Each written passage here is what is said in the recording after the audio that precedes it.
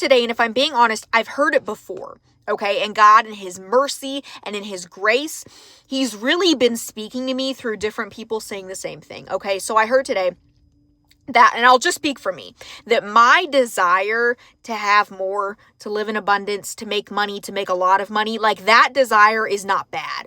Matter of fact, I'm now convinced that that desire is from God. Why would I be convinced? Because if I'm being honest with you, the enemy has really gotten me into a spider web of confusion, convincing me that maybe this is a bad desire to have, right? Maybe it makes you less of a Christian for you to want more and for you to live in abundance. And if I'm the only one thinking that, I'm not.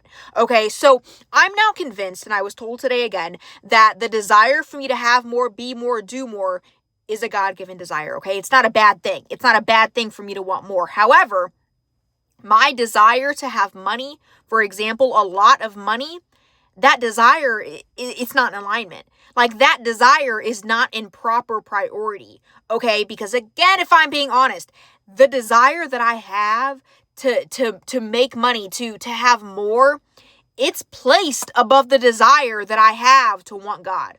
Like simply put, on any given day, it is placed above the desire that I have to want God. And my mouth says different, right? My mouth says, God, I want you. God, I want you more than money. God, this, God, that. Like my mouth says different, but I guarantee you, my heart is going in a completely different direction, right? That's why you can't just trust what comes out of your mouth. Okay. So again, my desire to want more is not a bad thing. It doesn't make me a bad person, and it's from God.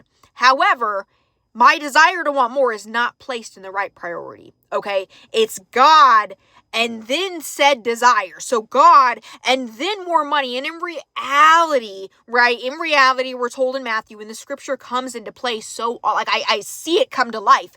In Matthew, we're told that if we seek the kingdom, everything else will follow, right? So it really is God and then said desire. God and then money. God and then the job. God and then the house, right?